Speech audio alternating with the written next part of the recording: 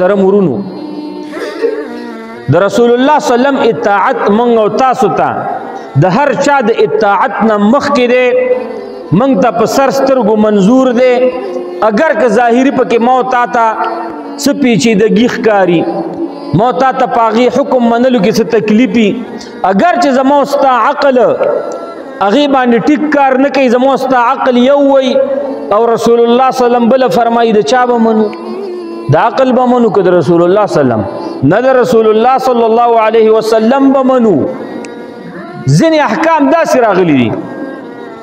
که ته ورته سوچ کې یاره دا خو داسې پکارو خو نه هغه الله جل شانه رسول الله صلی الله علیه وسلم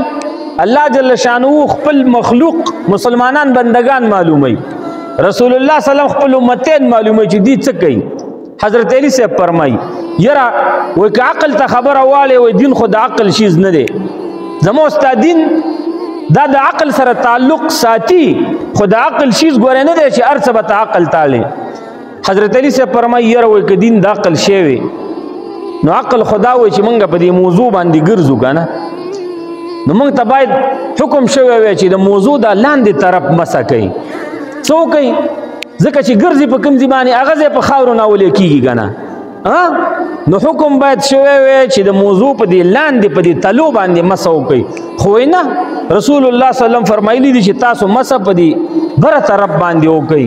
نو وای بس دین کې عقل دا نه چلیږي هلکه دین کې عقل چلی نه چلیږي که نه دین کې عقل نه چلیږي دین څه شی دی وایي نقل او نقل د چا د رسول الله صلی الله علیه وسلم نه چې کوم احادیث راغلي او د صحابو نه موږ ته را رسېدلي دي بس دغې ته نقل وایي قرآن موږ ته په نقل را رسېدلی دی د یو ډلې نه بلې ته د بلې نه بلې ته د بلې نه بلې ته د بلې نه بلې ته حتی الان چې الحمدلله ما او تا ته الله جل شانه قرآن را ورساو احادیث د یو نه بل ته د یو نه بل ته د یو نه بل ته د بل نه بل ته حتی الان چې الحمدلله ما او تا ته الله جل شانه د رسول الله صلی الله علیه وسلم احادیث دا را ورسول زما ورونو موږ به په هر یو حکم کې متابعت د چا کو د جناب محمد رسول الله صلی الله علیه وسلم د بل چا متابعت بن نکو زدی خبره ترازم اوس قرآن عظیم الشان کی ځینې آیاتونه چې دي د هغې تفسیر ځینې خپله قرآن عظیم الشان کړی دی د قرآن عظیم الشان د ټولو نه اول نمبر تفسیر دا به څنګه کوو او څنګه به کیږي او څنګه شوی دی اول نمبر د قرآن عظیم الشان تفسیر چې خپله قرآن کړی بس دې کې به موږ خبره نه کوو دویم نمبر د قرآن عظیم الشان تفسیر چې محمد رسول الله صلی الله علیه وسلم څنګه کړی د قرآن عظیم الشان د یو حکم نه د قرآن عظیم الشان د الفاظو نه چې څنګه معنا رسول الله صلی الله علیه وسلم اغستې ده څنګه تفسیر رسول الله صلی الله علیه وسلم کړی دی موږ به یو صدقنا و آمنا بالکل موږ دا رښتې ګڼو زموږ په همدغه باندې ایمان دی ځکه د قرآن عظیم الشان موتا ته چا راوړي رسول الله صلی الله علیه وسلم راوړي جبرئیل علیه الصلاۃ والسلام خو فرشته راغلی ده پټه راغلی ده چا لیدلې ده چا نه ده لیدلې که نه الا یو څو صحابه لیدلې ده نور فرشته به راغله پټه به راغله رسول الله صلی الله علیه وسلم وفرمایل قرآن راغی دغه آیتونه دغه صورت دا قرآن کې واچوئ خو د رسول الله صلی الله علیه وسلم عامې خبرې دا خو صحابه قرآن سره ورچولی نه دي رسول الله صلی الله علیه وسلم باقاعده فرمایل چې اوس کوم حکم راغی دا د قرآن حکم دی دغسې الفاظ دي دغه آیاتونه دي دغه صورت سره واچوئ دغه نوم ورته ورکئ نو هغه به قرآن کې واچول نو سوچ کوئ قرآن اوس موږ ته د چا د خوانه راغلی د رسول الله صلی الله علیه وسلم د خوانه او رسول الله صلی الله علیه وسلم ته د چا د خوانه راغلی د الله جل شانه د خوانه او الله جل شانه د چا په واسطه رالیږلی جبرائیل علیه السلام په واسطه باندې الله جل شانه قرآن عظیم الشان رسول الله صلی الله علیه وسلم ته ورکړی نو اوس د قرآن عظیم الشان په تفسیر ترجمه په مفهوم باندې با موتا نعوذ بالله خپویږو کو رسول الله صلی الله علیه وسلم بخپویږي نو اوس به ګورو چې قرآن عظیم الشان کې یو حکم راغلی دی یو آیات راغلی دی او داغي ترجمه رسول الله صلی الله علیه وسلم کړي دا حدیث مو تا تر رسیدلې او صحیح او ثابت او مرفوع حدیث دی نو څه وکړو نور خبرې خو به کې نه کوو کنه نه پام کوي نور خبرې به کې نه کوو ځکه چې دا تفسیر د قران عظیم الشان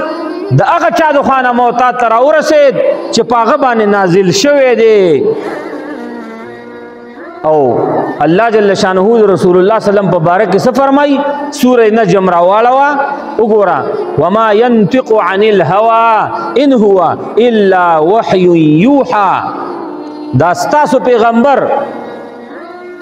محمد رسول الله صلی الله علیه وسلم ما ينطق عن الهوى دا خبرې نه کوي دا گفتار او وینا نه کوي د خپل خواهشاتو نه د خپل مرزي نه ان هو الا وحي يوحى دا گفتار نه دی مگر موحد الله د خوانه کی دی شي د رسول الله صلی الله علیه وسلم تا یو وحی جلی د قران دی ښکارا وحی قران یو وحی خفی ده هغه رسول الله صلی الله علیه وسلم احادیث مبارک دي اوس که سړی وایي چې زه قرآن منم او د رسول الله صلی الله علیه وسلم احادیث نه منم دا سړی کافر دی پرویزی دی دا کافر دی د اسلام د دین نه خارج دی ولی همدغه قرآن عظیم الشان کی الله جل شانه 40 مرتبه 40 مرتبه څه فرمایلی دی واطیعوا الله واطیعوا الرسول دویش مرتبه الله جل شانه دا فرمایلی شي اطیعوا الله واطیعوا الرسول اطیعوا الله واطیعوا الرسول دا الله اطاعت کوي او د رسول الله صلی الله علیه وسلم اطاعت کوي دویش مرتبه به ځان لچی د رسول الله صلی الله علیه وسلم د تابعداري حکم شوی دی صپا اطیعوا الرسول اطیعوا الرسول دا اتلس مرتبه شوی دی اتلس کرته شوی دی نو چې کله موتا تا د رسول الله صلی الله علیه وسلم د اطاعت حکم او شو نو مونږ به په سر سترګو منو خیر دی که ظاهری پکې دا ښکارېدل چې نه دا حکم چې دی که نه دې کې چېرته بې ادبي نه او که دا چا بیان کدی سره د بې ادبۍ لارې به کولاو شي او امت به بې زړور شي نه نه نه نه نه هغه حدیث ما درته څه ویل چې هغه مرفوع حدیث دي په هغې باندې بیا د صحابو عمل هم راغلی دی پاغي باندې د تابعین عمل هم راغلی دی هغه د دین اسلام سره متضاد احادیث نه دي د رسول الله صلی الله علیه وسلم د خلی مبارک وینا ده که پاغي باندې زویم کوم امتی د رسول الله صلی الله علیه وسلم بی ادب کیږي نو بس بی ادب دي شي نو ته ورته بی ادب وي خو د رسول الله صلی الله علیه وسلم یو حکم په بی ادبۍ باندې بنا نه دی ما درته مخکې ویل اسلام د څه شیز دی د عقل لکه د نقل د نقل څه ته وایي چې د یو نه بل ته منتقل شوی را رسېدلی دین اسلام په عقل باندې څوک نشي معلومولی د عقل سره جوړ تعلق ساتي خو پوره په عقل باندې نشي معلومېدی ولی الله جل شانه وحی چې دا وحی په دې کې غلطي کیدی شي وحی دا په عقل باندې بنا نه ده دا د الله جل شانه حکم دی ډایرکټ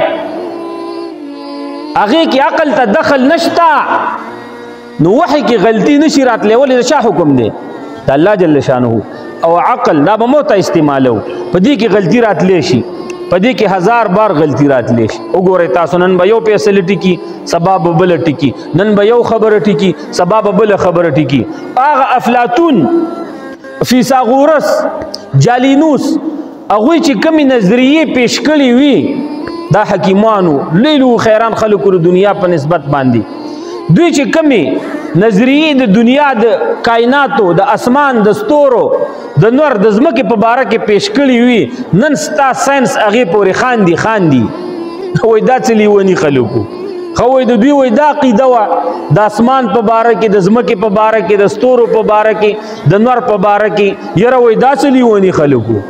نن ساینس هغې پورې خاندي ولې هغوی خبرې د څه نه کړې وي افلاطون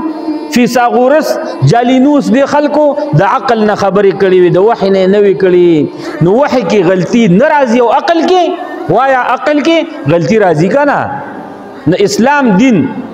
د دې ټول احکام د عقل سره برابر دي خو په عقل بنا نه دي دا په وحی باندې بنا دي موږ او تاسو ته حکم شوی دی د رسول الله صلی الله علیه وسلم د تابعداري چې د هغوی تابعداري به کوو.